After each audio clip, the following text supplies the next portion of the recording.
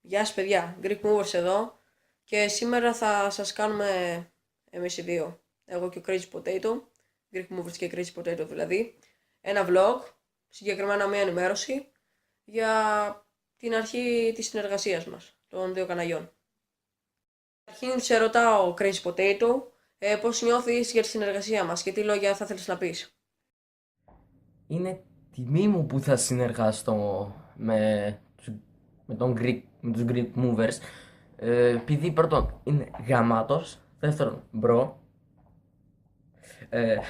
μαλακίες κάνω, τρίτον θα τα πας πολύ καλά στο κανάλι σου, θα έχεις και εμένα για βοηθό, θα σε βοηθάω, ναι, θα κάνουμε μαζί συνεργασία, κοίτα εδώ, έχεις 9 subscribers σε ένα μήνα. Εγώ έχω 37-34 κάπου εκεί σε 6 μήνες. Σχεδόν σε 6 μήνες.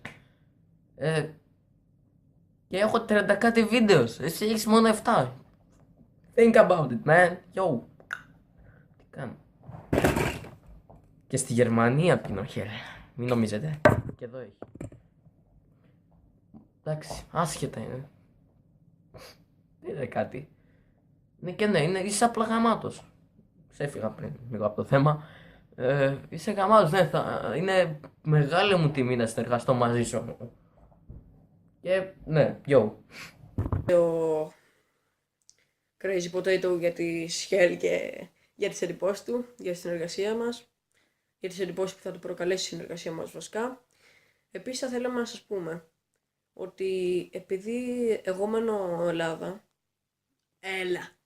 συγκεκριμένα Αθήνα, και επειδή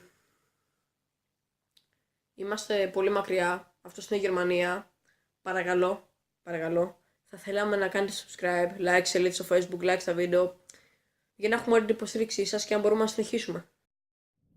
Λοιπόν gamers, αυτό ήταν το βίντεο. Κάντε like, subscribe, comment και share αν σας άρεσε το βίντεο. Αυτά. Bye.